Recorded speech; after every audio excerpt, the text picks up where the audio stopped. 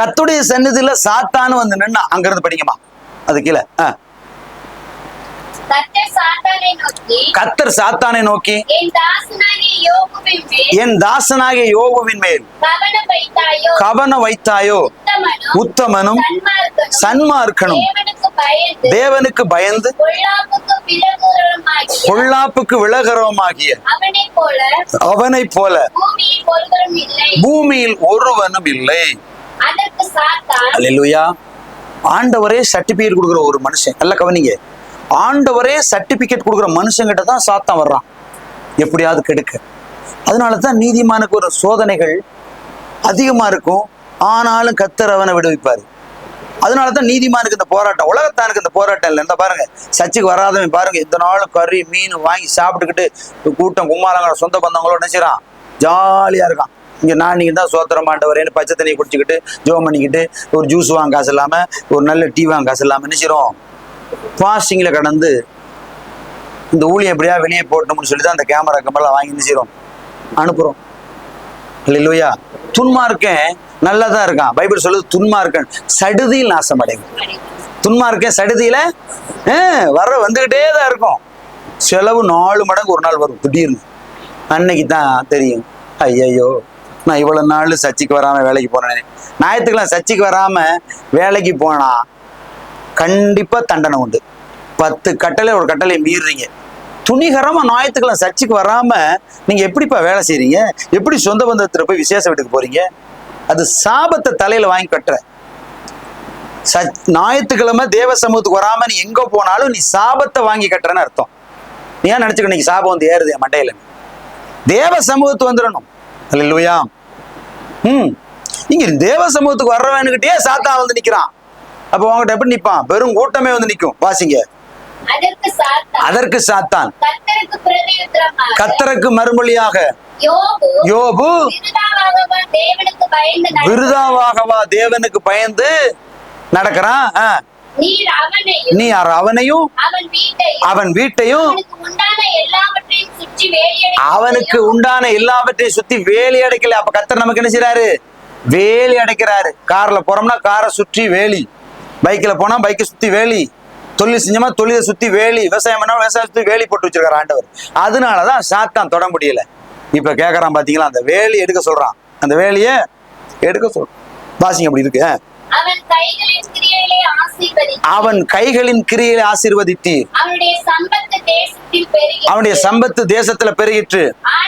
ஆனாலும் உம்முடைய கையை நீட்டி அவனுக்கு உண்டானவைகள் எல்லாம் தொடுவீரானார். அப்பொழுது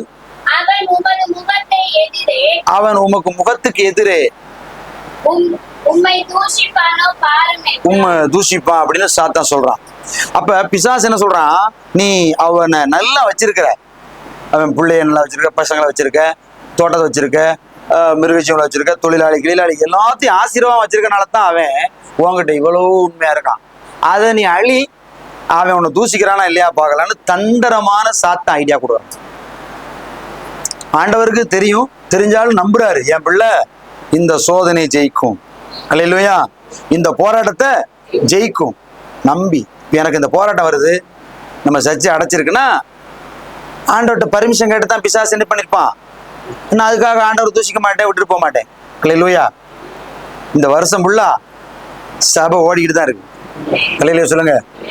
ஆமா, வெளியே ஊழியம் நடந்துக்கிட்டு தான் இருக்கு. நான் பேசுறது புரியுதா?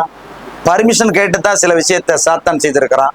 ஆண்டவர் என் பிள்ளை உத்தமமா இருப்பான், என் பிள்ளை தைரியமா இருப்பான், என் பிள்ளைய சபையை இல்லாட்டி ஊழியம் செய்வான், மரத்தடியில கூட ஆராதனை பண்ணுவான், அவனுக்கு அந்த டேலண்ட் நான் கொடுத்துருக்கேன் அப்படின்னு கர்த்தர் தைரியமா நம்மளை அனுப்பி இருக்கிறாரு. அல்லேலூயா. வாசிங்க. கர்த்தர் சாத்தானை நோக்கி, இதோ அவனுக்கு உண்டானவைகள் எல்லாம் உன் கையில் இருக்கிறது, அவன் மேல் மாத்திரம் உன் கையை நீட்டாது. ஆண்டவர் அனுமதிக்கிற போராட்டம் இது. ஆமென். ஆண்டவர் என்று சொன்னாரு, அல்லேலூயா, நான் அனுமதிக்கிற போராட்டம்னு சொன்னார். அதனாலதான் நான் தைரியமா இருக்கிறேன். அல்லேலூயா. ஆண்டவர் அனுமதிக்கிறது இது. நம்ம வாழ்க்கையில் எல்லாத்துக்கும் உண்டு, நம்ம ஊழியத்துக்கு உண்டு, சபைக்கு உண்டு, நம்முடைய வாழ்க்கையில இருக்கு, ஊழியத்துல இருக்கு, எல்லாத்துக்கும் இது ஆண்டவர் அனுமதிக்கிற சோதனை இது. இதை கடந்துதான் போகணும். ஆமென். வாசிங்க. அப்பொழுது சாத்தான் கர்த்தருடைய சன்னதியை விட்டு புறப்பட்டு போயிட்டான். ஆண்டவர்ட்ட பர்மிஷன் வாங்கிட்டு தான் போறான். அல்லேலூயா. ஆமென். சாத்தான் ஏன் வந்து ஆண்டவர்ட்ட சொன்னா, இந்த மாதிரி அவன் விருதா உண்மை சேவிக்கல, நீ அவனுக்கு எல்லாத்தையும் ஆசீர்வச்சிருக்கணும், அது மாதிரி போய் சொல்லுவான். நீ அவனை நல்லவங்கிற, அவன் பாருங்க திருடி இருக்கான். ஏசப்பாட சொல்லுவான், அங்க பாருங்க கொள்ளையடிச்சிருக்கான், அநியாயமா பணத்தை சேர்த்து வச்சிருக்கான். ஆண்டவர்கிட்ட போய் சொல்லிக்கிட்டே இருப்பான் நம்மளை குறிச்சு. நான் வந்து மனசுல நான் உண்மை போல ஆகணும்னு நினைச்சனால என்னை பிசாசா தள்ளிட்டீங்க, ஆனா உங்களை கும்பிடுற மக்கள், விசுவாசிகள், ஊழியக்காரன் கீழியக்காரெல்லாம் பாருங்க, பூமியில் என்ன பண்ணிக்கிட்டு இருக்கான்னு பாருங்கன்னு கேட்பானா கேட்க மாட்டானா? இதை கேட்டவன் அதை கேட்பானா கேட்க மாட்டானா? பிரதர் சிஸ்டர் கவனிங்க, அங்க பாரு உங்க விசுவாசி குடிக்குது பாஸ்டர், அந்த பெரிய பாட்டில் வாங்கி குடிக்குது பாஸ்டர். ஏசப்பா பார்த்து சொல்லுவான் பிசாசு, ஆண்டவரே அங்க பாருங்க பெரிய பாட்டில் குடிக்கிறான், 3/4 லிட்டர் குடிச்சுக்கிட்டு இருக்கான். ஆண்டவரே 1/2 லிட்டர் கூட குடிச்சுக்கிட்டு இருக்கான். அங்க பாருங்க அந்த விசுவாசி, அங்க பாருங்க அடுத்த வீட்டு கோழியை பிடிச்சிருச்சு, சொல்லுவான்னு சொல்ல மாட்டாங்க. இப்போ உங்களுக்கு புரியலையா? அப்படிலாம் பிசாசு போய் சொல்லுவான். சும்மா ஞாயிற்றுக்கிழமை மட்டும் அவங்கள நீங்க ஜோம் பண்ணி அனுப்புறீங்க, ஒரு நாள் மற்ற நாள் பூரா அவங்க கோட்டை அடிக்கிறாங்க, பீடி குடிக்கிறாங்க, என்னென்னலாம் பண்றாங்க, அப்ப நீங்க அவங்கள கண்டுக்கவே மாட்டீங்க அப்படின்னு கேட்பானே கேட்க மாட்டாங்க. நீங்க இதை கேட்க மாட்டீங்க. நான் சொல்றது உங்களுக்கு புரியுதா? உங்களுக்கு தீர்க்க தரிசனமா வருதா? இதுதான் தீர்க்க தரிசனம். பைபிள் வசனம் தான் தீர்க்க தரிசனம். நீங்க என்ன சொல்லுங்க, ஸ்பெஷல் தீர்க்க தரிசி யாராவது வந்தாங்கன்னா நாங்க அவங்ககிட்ட எங்களை பத்தி கேட்கலான்னு இருக்கோம். தீர்க்க தரிசனம் வரம் பெற்றவங்ககிட்ட போயிட்டு தான் தீர்க்க தரிசனத்தை கேட்காத, இந்த பிரசங்க தான் உன்னை தீர்க்க தரிசனம். அவங்க வரம் பெற்றவங்க சொன்னா அது கேளுங்க, அது வேற இது வேற. அல்லேலூயா. ஏன்னா ஒரு வசனம் இருக்கு, வெளிப்படுத்தும் விசேஷம் 1:3 சொல்லுது, இந்த தீர்க்க தரிசன புஸ்தகத்தில் வாசிக்கிறவனும் கேட்கிறவனும் இதை களிக்கொள்ளுகிறவனும் பாக்கியவான். தீர்க்க தரிசன வசனங்களை பிரசங்கத்தை கேட்கணும். நம்ம வாழ்க்கையில கரெக்டா நடக்குதா? வெள்ளாறு நடந்ததுன்னு பேசியிருக்காரு ஆண்டவர். இப்ப புறப்பட்டு போனான், 1ஆம் அதிகாரம் முடிஞ்சிட்டு 2ஆம் அதிகாரத்துக்கு வாங்க. பின்பு ஒரு நாள் யோபுடைய குமாரரும் அவன் குமாரத்திகளும் தங்கள் மூத்த சகோதரன் வீட்டில புசித்து திராட்சரசம் குடிக்கிற பொழுது ஒரு ஆள் அவனிடத்தில் வந்து எருதுகள் உழுகிற பொழுது கழுதைகள் அதன் பக்கத்திலே மேய்ந்து கொண்டிருக்கையில் சபையர் அதன் மேல் விழுந்து அத சாச்சிட்டு போயிட்டாங்க. எருதெல்லாம் சாச்சிட்டு போயாச்சு. எருதானே, எருதெல்லாம் என்ன பண்ணிட்டாங்க? சாச்சிட்டு போயிட்டாங்க. நஷ்டம். அடுத்து வேலையாட்களையும் வேலையாட்களை எல்லாம் கொண்டுட்டு எருதெல்லாம் புடிச்சு போயிட்டாங்க. நஷ்டம், ஃபர்ஸ்ட் நஷ்டம். நான் ஒருவன் மாத்திரம் தப்பி அதை உமக்கு அறிவிக்கும்படி வந்தேன் என்றான். இவன் இப்படி பேசிக் கொண்டிருக்கையில் வேறொருவன் வந்து வானத்திலிருந்து தேவனுடைய அக்கினி விழுந்து ஆடுகளையும் வேலையாட்களையும் சுட்டு எரித்தது. அதனாலதான் வானமண்டல பொல்லாத சேனை நமக்கு விரோதமா செயல்படும். அதை கட்டி ஜெபிக்கணும். வானமண்டல பொல்லாத சேனை, வானத்திலிருந்து அக்கினி வந்து விழுந்து எல்லாத்தையும் பச்சிருச்சு, சுட்டரிச்சிருச்சு. இப்ப வானமண்டல சேனையை நம்ம கட்டி ஜெபிக்கணும். அந்தகார லோகாதிபதியை கட்டி ஜெபிக்கணும். துரைத்தனம் பண்ணுகிற ஆவியில கட்டி ஜெபிக்கணும். இதெல்லாம் கட்டி ஜெபிக்கணும். அதெல்லாம் நமக்கு விரோதமா எழும்புகிற ஆவிகள். இதை ஒருத்தன் ஓடி சொன்னா. 2வது நஷ்டம்.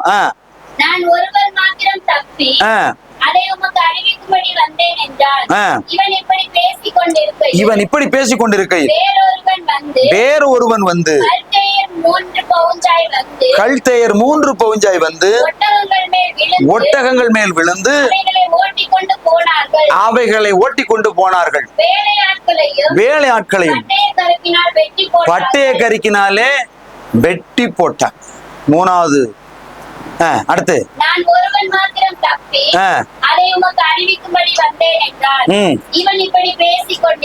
இவன் இப்படி பேசிக் கொண்டிருக்கையில் வேறொருவன் வந்து உம்முடைய குமாரரும் குமாரத்திகளும் தங்கள் மூத்த சகோதரன் வீட்டிலே புசித்து திராட்சரசம் குடிக்கிற பொழுது வனாந்தர வழியாய் பெருங்காற்று வந்து அந்த வீட்டுல 4 மூலையில அடிக்க அது பிள்ளைகள் மேல் விழுந்ததுனால் 10 பிள்ளையும் காலி. அல்லேலூயா. 10 பிள்ளையும் காத்தடிச்சு, பிள்ளையெல்லாம் செத்து போச்சு. எப்படி இருக்கும்? வாசிங்க. நான் ஒருவர் மாத்திரம் தப்பி அதை உமக்கு அறிவிக்கும்படி வந்தேன் என்றான். அப்பொழுது யோபு எழுந்திருந்து தன் சால்வையை கிழித்து தன் தலையை சிரைத்து தரையிலே விழுந்து பணிந்து, இப்படி மொட்டை தலையா தான் வந்தேன், அதனாலதான் முடியெல்லாம் சிரைச்சு அவர் வந்து நிர்வாணியின் தாயின் வயிற்றுல இருந்து வந்தேன், நிர்வாணியா தான் அங்க போவேன். இடையில வர்றதெல்லாம் கத்தர் கொடுத்தாரு, கத்தர் எடுத்தா, கத்தர் நாமத்துக்கு சோத்திரம்னு சொன்னான். நீங்களான்னு சொல்ல முடியுமா? முடியாதுதான், முடியாதுதான். 10 பிள்ளையும் ஒரே நேரத்தில் சாவுது. பல ஆயிரம் எருது, கழுத, ஒட்டகம், என்னென்ன எல்லாம் ஓடிச்சு. வேலையாலும் செத்து போயிட்டான். ஒரே நாள் நடக்குது சம்பவம். எப்படி? ஒரே நாள் இத்தனை இழப்புகள். பெத்த பிள்ளைய சாகிறது எவ்வளவு பெரிய கொடுமை. வேலையாள் பல வருஷமா உண்மை உத்தம வேலை செஞ்ச வேலையாட்கள் சாவுறது, அந்த எருது குதிரை எல்லாம் சாவுறது, நிலம் வயல்லாம் அழிஞ்சு போனது. இவர் என்ன சொன்னாரு? கத்தரையை கொடுத்தார், கத்திரை. நம்மளா இருந்தா தூசிச்சுட்டு ஒரே நாள்ல. சில பேரை சொல்லுவாங்க, நீங்க சர்ச்சுக்கு போனால்தான் உங்களுக்கு கஷ்டம்னு சொல்லி சொந்த பந்தம் சொல்லுவாங்க. அந்த நேரம் நீங்க சொல்லணும், நாங்க கஷ்டப்பட்டு செத்தாலும் சாபம் ஒழிஞ்சு எங்களை ஆண்டவரை விட்டு வர மாட்டோம். நிலையில சொல்லுங்க. எங்க வாழ்க்கையில் நடந்த ஒன்று, நாங்கள் இயேசு கிறிஸ்துவை ஏற்றுக்கொண்ட முதல் காலங்கள்ல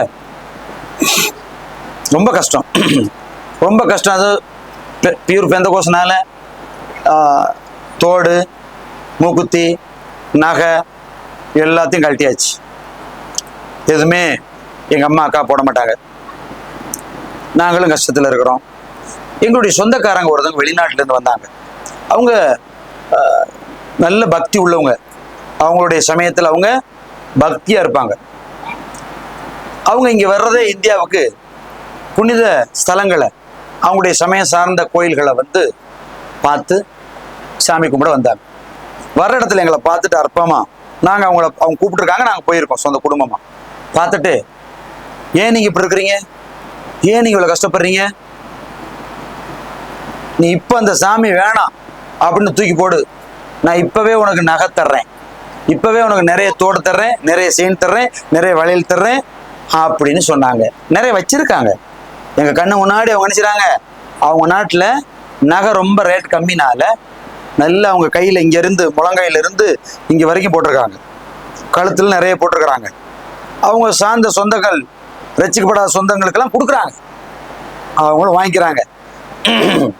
ஆனால் எங்கள் அம்மாவும் அப்பாவும் அக்காவும் சொன்னாங்க, எங்களுக்கு வேண்டாம். அல்லேலூயா. எங்களை ஆண்டவர் பார்த்துக்குவார். இந்த வார்த்தை வரணும்னா ஒரு மனுஷோட இருதயத்தில் இந்த வேத புஸ்தகம் எவ்வளவா பதியணும். அல்லேலூயா. இன்னைக்கு எத்தனை கிறிஸ்தவங்க மறுதளிக்கிறாங்க. நான் சொல்றது 30 வருஷத்துக்கு முன்னாடி. நாங்கள் கஷ்டப்பட்டாலும் கஷ்டப்படுவோம், துயரப்பட்டாலும் துயரப்படுவோம், எங்களை ஆண்டவரை விட்டு போக மாட்டோம். அல்லேலூயா. மனுஷருக்கு முன்பதாக அவரை மறுதளிச்சிங்கன்னா ஆண்டவர் ஒரு நாள் பிதாவுக்கு முன்னாடி உங்களை மறுதளிப்பார். பிதாவுக்கு முன்னாடி மறுதளிப்பார். ஞானஸ்தானம் எடுக்கும்போது எப்படி எடுத்தீங்களோ அப்படியே இருக்கணும். சொந்த பந்தத்துக்காக ஒரு பேஸ் காட்டுறது, மூஞ்ச காட்டுறது. இல்லையா? அதை கேட்கத்தானே உன்னை வேற மாதிரி மாத்தி வச்சிருக்காரு ஆண்டவர். நீ ஏன் இப்படி இருக்குன்னு கேட்கும்போது அப்பதான் இயேசு சொல்லணும் வாய்ப்பு.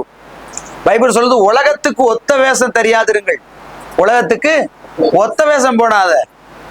ஆமென். உலகத்துல இருந்து வேறுபட்டவனாயிரு. சில பேர் நண்பர் கோச்சிக்குவாங்கன்னு சொல்லி ஞாயிற்றுக்கிழமை சர்ச்சுக்கு வர மாட்டாங்க, கல்யாணத்துக்கோ காது குத்துக்கோ போயிடுவான். ஏன்னா ஃப்ரெண்டு விட்டு கல்யாணம், சில பேரை பார்க்கணுமே, ஃப்ரெண்டு வீட்டு கல்யாணம் ஞாயிற்றுக்கிழமை முடிச்சிருவாங்க, ஓடுவாங்க மறுதளிச்சுட்டு. பைபிள் சொல்லுது 10 கட்டளை ஒரு கட்டளை, பரிசுத்த ஓய்வு நாளை ஆசரிக்க நினைப்பாயாக. சிலர் சபை கூடுதலை விட்டு விடுகிறது போல நீங்களும் விட்டு விடாதிருங்கள். இங்க ஜெபம் நடக்குது, சபைக்கு வராம சில பேர் ஜாலியா இருக்காங்க. மனசுல குத்தாதா? பேய் இருக்கும். பேய் இருக்கிறவனுக்கு தான் ஞாயிற்றுக்கிழமை சபை நடக்கும்போது ஊரை சுத்திக்கிட்டு இருப்பான். ஆண்டவரா இயேசு உள்ளத்துல வாழ்ந்தா அவன் எங்கேயாவது ஒரு சபைக்கு ஓடிடுவான். அல்லேலூயா. எங்கேயாவது ஊருக்கு போனாலும் சூழ்நிலை அமைஞ்சாலும் எங்கேயாவது ஒரு சபையை தேடி போய், நாங்களும் சின்ன வயசுல அப்படியே இருந்திருக்கோம். ஊழியம் ஆரம்பிக்கிறதுக்கு முன்னாடி எங்கேயாவது வேலைக்கு போனோம்னா அந்த ஊர்ல எந்த சபையை பார்த்து ஓடிடுவோம். அல்லேலூயா. ஆனா யோபு எல்லாத்தையும் இழந்தாலும் கர்த்தரே கொடுத்தார், கர்த்தரே எடுத்தார். அல்லேலூயா, அல்லேலூயா. அப்படிதான் இருக்கணும். அதான் தேவனுடைய பிள்ளைகள். சபைக்கு போயிடும், என்ன எவ்வளவு பிஸி இருந்தாலும் தேவ சமத்துல உட்காரணும். அதுதான் கர்த்தருடைய பிள்ளை. வாசிங்கம்மா. இவை எல்லாவற்றிலும் யோபு பாவம் செய்யவும் இல்லை, தேவனை பற்றி குறை சொல்லவுமே இல்லை. பைபிள் சொல்லுது, யோபு தேவன் இரட்டத்தனை ஆசீர்வதிச்சார். அதுக்குதான் இந்த சோதனை. அல்லேலூயா சொல்லுங்க. அதுக்குதான் இந்த சோதனை. யோபுக்கு மட்டுமா சோதனை? வேலையாட்களுடைய குடும்பத்தில் இழந்தவங்களுக்கு சோதனையா இல்லையா? அது மாதிரி உங்களுக்கு சோதனை. அவன் வளர்த்த மாடுகளுக்கும் சோதனை, அவன் வளர்த்த ஆடுகளுக்கும் சோதனை, அவன் வளர்த்த கோழி குஞ்சுக்கும் சோதனை. அல்லேலூயா. ஒவ்வொரு ஆளுடைய சோதனை எத்தனை பேர் தாக்குது? எல்லாத்துக்கும் சோதனை. இந்த சோதனை கர்த்தர் வெற்றியாய் மாற்றுறதுக்கு தானே சோதனை. அல்லேலூயா. வேதமும் நமக்கு அப்படிதான் அழகா சொல்லுது. எடுத்து வாசிங்க. யாக்கோபு 1:12.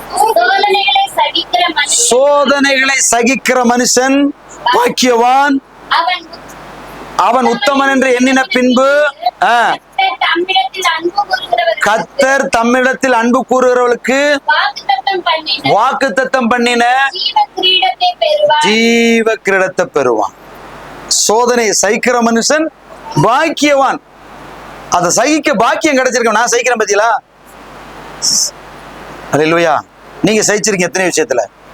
புருஷன் அடிச்சாலும் ஞாயிற்றுக்கிழமை சர்ச்சைக்கு வர்ற எத்தனை விசுவாசி இருக்கு? அது ஆசீர்வதிக்கணுமா இல்லையா? இந்த பக்கம் புருஷன் போனாலும் போகாத விசுவாசி இருக்கு. அது எப்படி ஆசீர்வதிக்கப்படும்?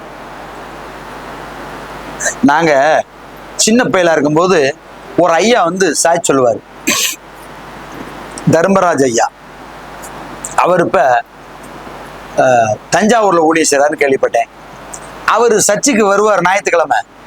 அவரோட மனைவி விடாதவர், என்ன செய்யாது? விடாது. ரொம்ப போராடி சண்டை போட்டு ஊரை கூப்பிட்டு அசிங்கப்படுத்தும். ஆனா அவர் ஓடி வந்துடுவார். நான் சொல்றது 35 வருஷத்துக்கு முன்னாடி. நான் சின்ன பையன், நான் சண்டே கிளாஸ் மாணவன். சாட்சி சொல்லுவார், அழுதுட்டு சொல்லுவாரு, என்னை மனைவி விட மாட்டேங்குது, சொந்த பந்தங்கள்லாம் கூப்பிட்டு பஞ்சாயத்து பண்ணுது, அடிக்குது, போராடுது, ஆனாலும் ஓடி வந்துட்டேன். லேட்டாக தான் வருவார். ஓடி வந்துட்டேன் அப்படின்னு ஓடி வந்து சைக்கிளை மீச்சுக்கிட்டு ஓடி வந்து வேர்த்து ஒழுகி பிரசங்கத்துல சாட்சி சொல்லுவார். எங்க சபையில் நடந்தது, தேவ சபையில. அப்ப எனக்கு தான் கேள்விப்பட்டுக்கிட்டு இருக்கேன். அப்ப இந்த அம்மா என்ன பண்ணுமா, சனிக்கிழமை இரவு இவர் நல்லா தூங்கிட்டு இருக்கும்போது வீட்டுக்கு பூட்டை போட்டிடும். இல்லைன்னா ஞாயிற்றுக்கிழமை உள்ள குளிச்சு வேட்டி கட்டிக்கிட்டு இருக்கும் போதே வெளியே பூட்டை போட்டுட்டு சாவியை எடுத்துட்டு போயிருமா. அந்த நேரம் போன் இல்லை, போன் இருந்தா ஆன்லைன்ல வந்திருப்பாரு நினைக்கிறேன். அல்லையா சொல்லுங்க. ஆனாலும் முட்டி போட்டு ஜெபிச்சாரு. விசுவாசம் ஜெபிச்சுட்டு ஓடி வந்து வீட்டை திறந்தோன்னா ஓடி வந்து பாஸ்டர் ஜெபம் பண்ணிட்டு போவாரு. இவர் ஜெபம் பண்ண பின்னாடி ஒரு மனைவி ஏதோ ஒரு சூழலை வச்சுக்கப்பட்டு, அவங்க பையன் இப்போ அந்த ஆடியோ சிஸ்டம் எல்லாம் வேலை பார்ப்பாரு. அவங்க எல்லாம் குடும்பம் அரைச்சிப்பட்டு நீ குடும்பமா ஊழி செய்றாங்க. இல்லையா? அப்படி உள்ள நல்ல மனிதர் இந்த உலகத்துல வாழ்ந்துருக்காங்கய்யா. இந்த வழியை அடிச்சா எனக்கு இன்னும் 7 வழியை கத்த திறப்பாரு. அல்லையில சொல்லுங்க. அந்த வைராக்கியம் தான் இன்னைக்கு மக்கள்கிட்ட குறைவு. எவ்வளவு இடைஞ்சல் நெருக்க வந்தாலும் மீறி பாயணும். இந்த தண்ணி பாருங்களேன், தண்ணி அடைச்சு வச்சுட்டு போயிடுவாங்க. தண்ணிய அடைச்சு வச்சுட்டு போயிடுவானுங்க. அடைச்சவன் போய் தூங்கிடுவான். இந்த தண்ணி என்ன செய்யும்னா எங்கேயாவது மூவ் பண்ணி பார்க்கும். மூவ் பண்ணி பார்த்து லேசா கரைச்சி பூராமே உடைச்சிக்கிட்டு ஓடி வந்து அடக்கவே முடியாது. ஆமேன். நம்மளும் பார்க்கணும், தந்திரமா பார்க்கணும். இந்த வழியில அடைக்கிறாங்க, இந்த வழி செய்யலாம். அல்லேலூயா. ஒவ்வொரு வாசலை நம்மளே உருவாக்கணும். நல்ல கிறிஸ்தவங்கள்லாம் ஒரு போராளிகள். போராளியா இருக்கணும். ஆமென். ஒரு போராளி, தீவிர குணம். எப்படியாவது ஆண்டவருடைய சேவையை நான் செய்யணும், எப்படியாவது சபைக்கு போகணும், எப்படியாவது ஜெபிக்கணும். ஆமென். அந்த குணம் உள்ளவங்கள பிசாசு தொடவே மாட்டான். குறிப்பிட்ட எல்லைக்கு மேல வரமாட்டான். குறிப்பிட்ட மேலைக்கு மேல நினைஞ்சிருவான். ஓப்பனா சொல்றேன், கர்த்தருடைய நாம மகிமைக்காக. நான் இங்க இருந்து கிளம்புவேன். கிளம்பும் போது திருச்சியில பேய் ஆடிக்கிறதுக்குன்னு போன் பண்ணுவாங்க. திருச்சியில பேய் ஆடுது பாஸ்டர்னு சொல்லுவாங்க. நான் கிளம்புறேன், நீங்க அந்த பேய் பிடிச்ச நபர்கிட்ட சொல்லாதீங்க, சொன்னா அது எங்கேயா ஓடி போன்னு சொல்லிடுவேன். இந்த பேய் நான் கிளம்பி திண்டுக்கல் போனோன்னு அங்க இருக்க சொல்லுவோம். சசி பாஸ்டர்களும் தெரியும், அப்ப விசுவாசி அவர் அந்த சபையில. அந்த பேய் சொல்லும், அவங்க ஆள் பேசிக்கிட்டு இருப்பாங்கல்ல, பாஸ்டர் போன் போடுங்க, எங்க வந்துகிட்டு இருக்காரான்னு கேக்குறா.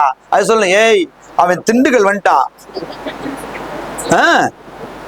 பேய் தெரியுது, அவன் வத்தலக்குள்ள இருந்து திண்டுக்கலுக்கு வந்துட்டான் அப்படின்னு அங்க பேய் ஆடுற பொம்பளை சொல்லு. உடனே போன போட்டு, பாஸ்டர் திண்டுக்கல்லையா இருக்கீங்க? ஆமையா, எப்படி சொல்ற? பாஸ்டர் அந்த ஆடுற பேய் சொல்லுது பாஸ்டர். அப்ப நீங்க செய்யறதெல்லாம் அதுக்கு தெரியாது நினைக்கிறீங்களா? பிரதர் சிஸ்டர், அத்தனையும் தெரியும். ஆமென். நான் பேய் ஆட்டிக்கிட்டு இருக்கும்போது ஒரு தம்பி வந்து ஒரு குச்சை கொடுத்தான். பாஸ்டர் ஒரு அம்மாவுக்கு பேய் ஆட்டி ஜோம் பண்ணிக்கிறது அந்த தலையில கை வச்சோம், பேய் ஆடுது. இந்த பையன் சொன்னா, பாஸ்டர் இந்த குச்சில் 2 போடுங்க பாஸ்டர்னு. டக்குன்னு, டேய் உன்னை பத்தி எனக்கு தெரியாதடா, நீ ஸ்கூலுக்கு போறேன்ட்டு நீ கட்டடிச்சுட்டு தானே வந்த அப்படின்ட்டுச்சு. நான் சொல்றது 15 வருஷத்துக்கு முன்னாடி ஒரு தம்பியை எங்க சர்ச்சில் அங்க கொண்டே வச்சு படிக்க வச்சேன். இந்த புதுப்படிக்கார தம்பி டக்குன்னு கம்பை போட்டுட்டு சரண்டர் ஆயிட்டான் பேய்கிட்ட. அந்த பேய் சொன்னிச்சு, பாஸ்டர் இவன் நம்பாதீங்க, இவன் பள்ளிக்கூடம் போறேன்ட்டு உங்கள்கிட்ட காசு வாங்கிட்டு போய் பள்ளிக்கூடம் போகாம வந்திருக்கான்னுச்சு. கப்புனு போட்டான். நான் பேசுற புரியுதா? அப்படிதான் நீங்களும் சரணடையாதீங்க. அதனாலதான் ஏன் சொன்னாரு, இந்த உலகத்தின் அதிபர் வருகிறான், அவனுக்கு கொடுக்கறதுக்கு என்கிட்ட ஒண்ணும் இல்லாம திம்பா இருப்பான். அல்லேலூயா. பிசாசுக்கு எதிர்த்து நிற்பான். நிறைய அனுபவம், நிறைய பேய் சில நேரங்கள்ல நடந்ததெல்லாம் சொல்லிடும். நடந்ததெல்லாம் சொல்றது பேய், நடக்க போறது சொல்றது கடவுள். அதுலதான் குறி சொல்றவன் எல்லாம் இன்னைக்கு வாழ்றான். ஜாதகக்காரன், குறி சொல்றக்காரன் எல்லாம் உங்களுக்கு ஜாதகமா பேசி குறி சொல்லுகிறான். என்னன்னா, நடந்ததெல்லாம் சொல்றது அந்த ஆவி, குறி சொல்லுகிற ஆவின்னு பைபிள்ல இருக்கு. அப்போஸ்தலர் 16 படிக்கும்போது படிக்க வேண்டாம். குறி சொல்லுதலை கொண்டிருக்கிற ஒரு ஆவி நடந்ததெல்லாம் சொல்லும். நடக்க போறது என் ஆண்டவர் சொல்லுவார். அல்லேலூயா. அதுதான் தீர்க்க தரிசனம். சபைகள்ல யாராவது தீர்க்க தரிசனம் நடந்து போன சொன்னா நம்பாதீங்க, நம்புங்க. நடந்தது, நடந்து கொண்டிருக்கிறது, நடக்க போறது, 3ஐயும் சேர்த்து சொல்லுவதே தீர்க்க தரிசனம். அல்லேலூயா. நடந்த மட்டும் சொன்னா அது குறி. ஆமென். இப்ப யோபு சொன்னாரு, கர்த்தர் நாமத்துக்கு ஸ்தோத்திரம். வாசிங்க. பின்னொரு நாளில் தேவபுத்திரர் கர்த்தருடைய சன்னதியில் நின்ற போது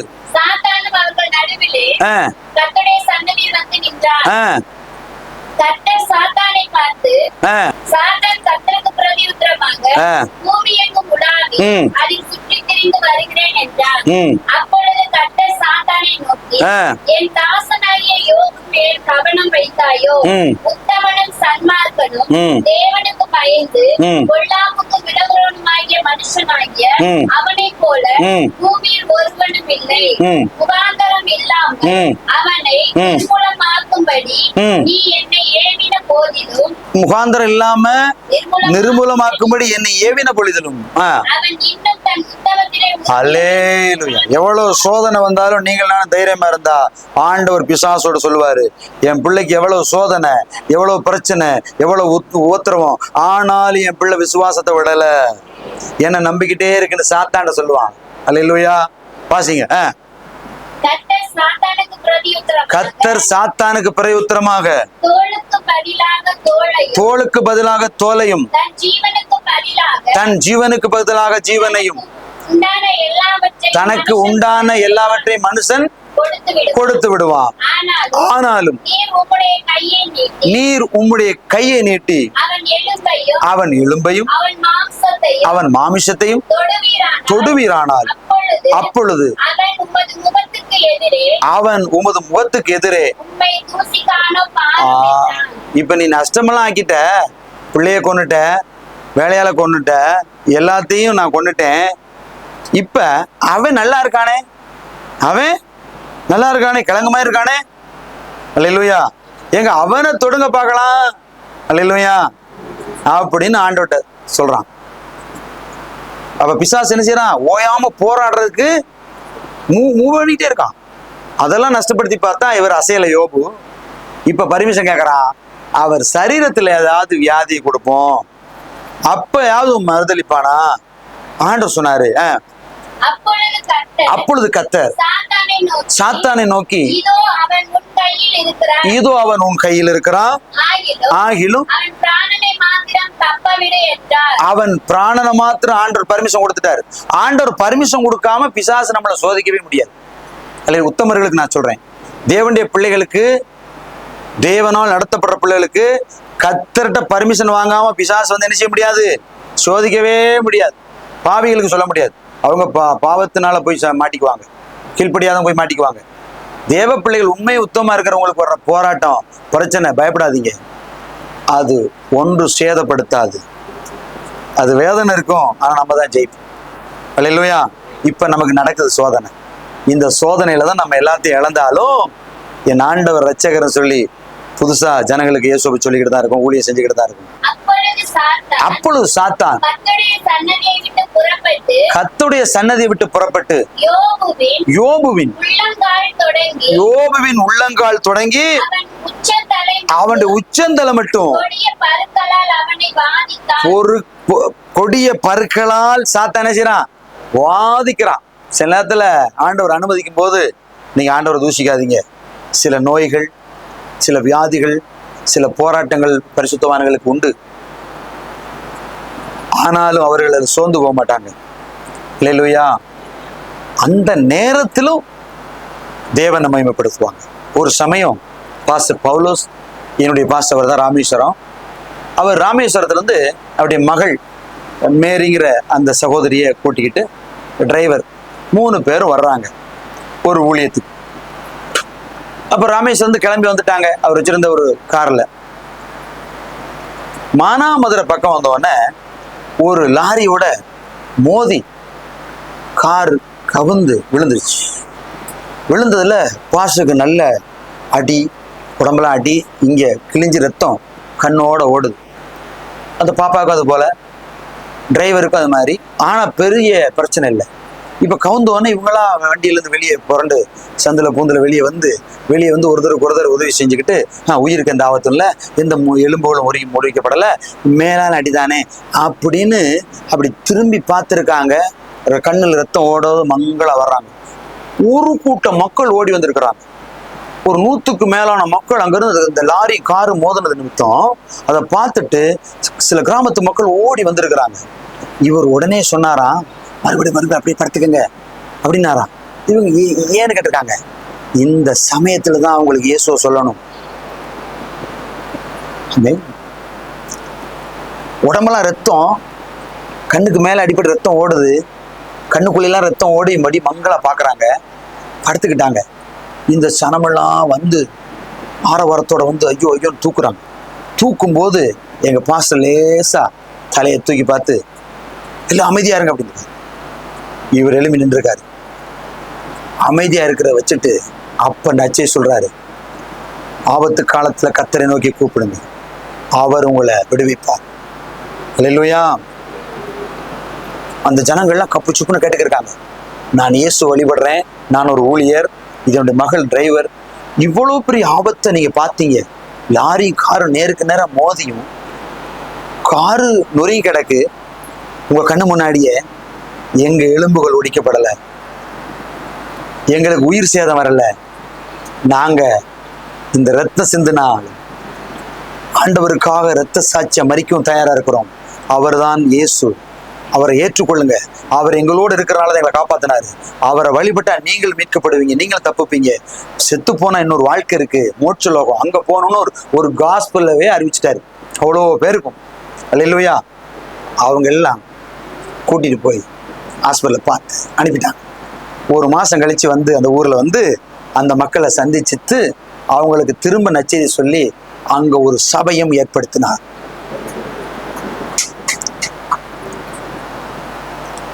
இந்த நிலையிலையும் கர்த்தரை மகிமைப்படுத்துற அந்த ஊழியர்,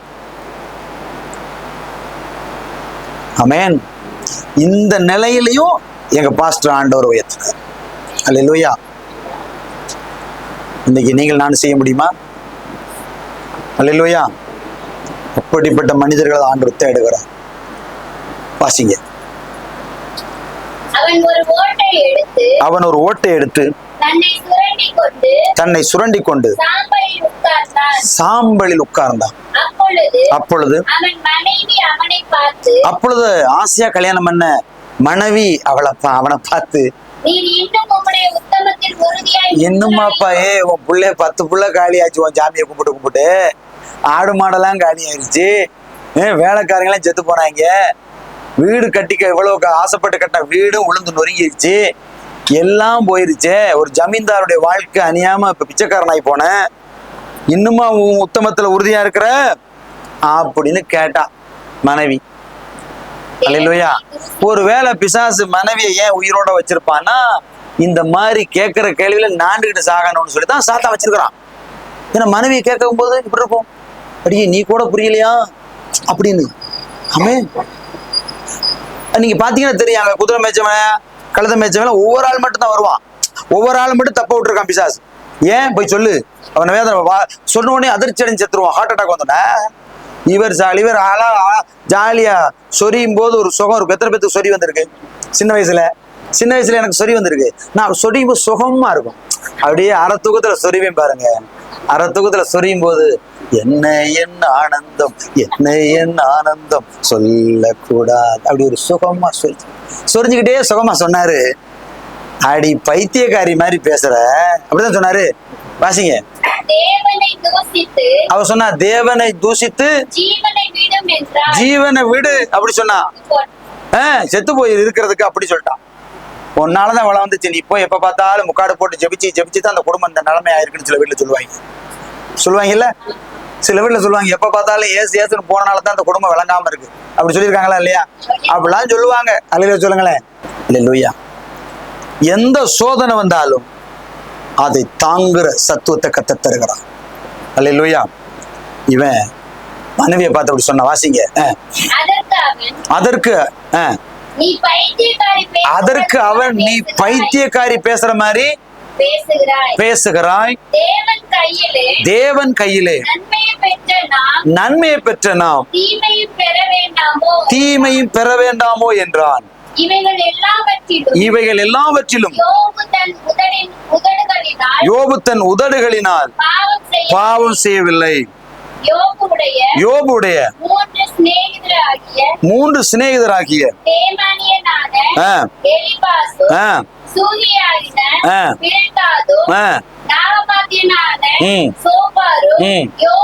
நேரிட்ட தீமைகள் யாவையும் கேள்விப்பட்ட பொழுது அவனுக்காக பரிதவிக்கவும் அவனுக்கு ஆறுதல் சொல்லவும் ஒருவரோடு ஒருவர் யோசனை பண்ணி கொண்டு அவரவர் தங்கள் ஸ்தானங்களில் இருந்து வந்தார்கள்.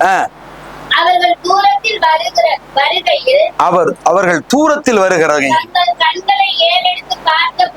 தங்கள் கண்களை ஏறெடுத்து பார்த்தபோது அவரை உருவத் தெரியாமல் சத்தமிட்டு அழுது அவரவர் தங்கள் சால்வை கிழித்து வானத்தை பார்த்து தங்கள் தலைமேல் புழுதியை தூற்றிக்கொண்டு வந்து அவனுடைய துக்கம் மகா கொடிய துக்கம் என்று கண்டு ஒருவரும் அவனோட பேசவில்லை.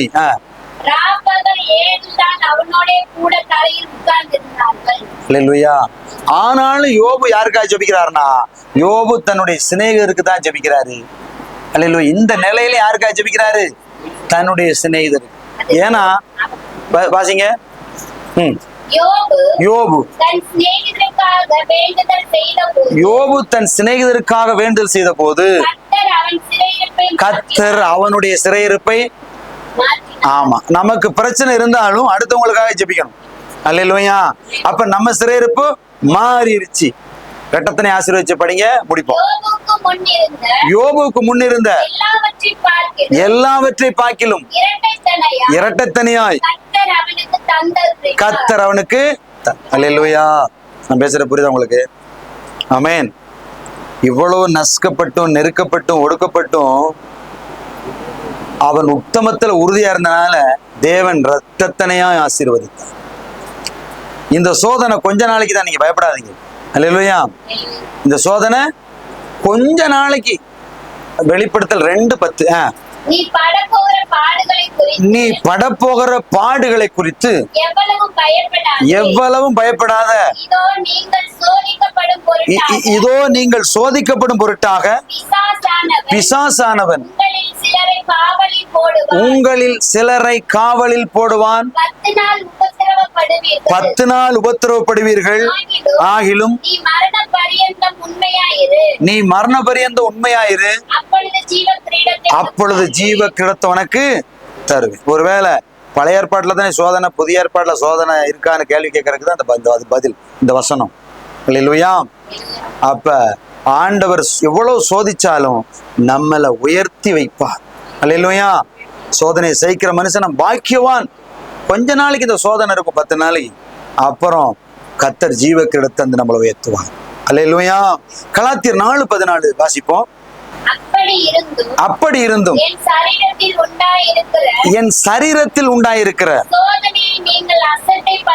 சோதனையை நீங்கள் அசட்டை பண்ணாமலும் அரோசியாமலும் தேவ தூதனை போலவும் கிறிஸ்து இயேசுவை போலவும் என்னை ஏற்றுக்கொண்டீர்கள். ஊழியக்காரங்களுக்கு சில குறைபாடு இருந்தாலும் அது கர்த்தர் அவங்களுக்கு அதை நடத்துறாரு. நீங்க இதை ஏற்றுக்கொள்ளுங்க. ஆமென். இதுவும் புதிய ஏற்பாடுல சொல்லுகிறேன். அப்போஸ்தலன் பவுலே சொல்றாரு, என் சரீரத்துல சில குறைபாடு இருக்கு. ஆமென். ஆனாலும் அந்த குறைபாடை பெருசா பார்க்காம தேவதூதனை போல ஏத்துக்கணும். ஊழியக்காரன் கஞ்சிக்கு வழி இல்லாம இருந்தாலும் கர்த்தர் நடத்துறாரு அவனன்னு ஏத்துக்கணும். இவர் ஏசப்பாவோட இருந்திருந்தா இந்த நிலைமை வந்திருக்குமான்னு நீ சொல்லக்கூடாது. அல்லேலூயா. கர்த்தர் இல்லாமல போய் பிசாசை விரட்டுறோம், கர்த்தர் இல்லாமல நற்செய்தி சொல்லி மக்களை உருவாக்குறோம், கர்த்தர் இல்லாமல அபிஷேகம் கூட்ட வைக்கிறோம், கர்த்தர் இல்லாமல ஜனங்கள் அந்நிய பாஷை பரிசுத்தத்தை பெறாங்க. சிலது ஜெபிச்சுட்டு சோர்ந்து போய் சிலதுக இது நீ நடக்காது போல அப்படின்னு அதுக்கு அப்படியே நிக்குது. நடக்கும் நான் சொல்றேன், தொடங்கினவன் நான் சொல்றேன், நீ அப்படின்னு சொல்ற. அல்லேலூயா. நான் விசுவாசத்துல உறுதியா இருக்கனே. யோபு சொல்றாரு, அவர் என்னை கொன்று போட்டாலும் நான் என் உத்தமத்துல உறுதியா இருப்பேன். அல்லேலூயா. நாங்க அந்த டைப்பு. நீங்க கொஞ்ச நாள் பார்த்துட்டு அப்புறம் நான் நல்லா இருக்கும்போது ஓடிவாங்க. நான் வேணான்னு சொல்ல மாட்டேன், வாங்க. ஆனால் இந்த நேரம் என் கூட இருந்தீங்கன்னா ரொம்ப நல்லது. அல்லேலூயா. அல்லேலூயா. அப்புறம் அந்த நேரம் டிஸ்டன்ஸ்ல இருப்பீங்க, இப்பயே இருந்தா பக்கத்துல இருப்பீங்க. ஆமென்.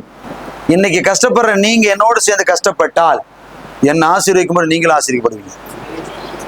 இயேசுவோடு சேர்ந்து நாம் பாடுபடுவோமானால் அவர் வருகையில் சிங்காசனத்தில் அவரோடு கூட இருக்கும்.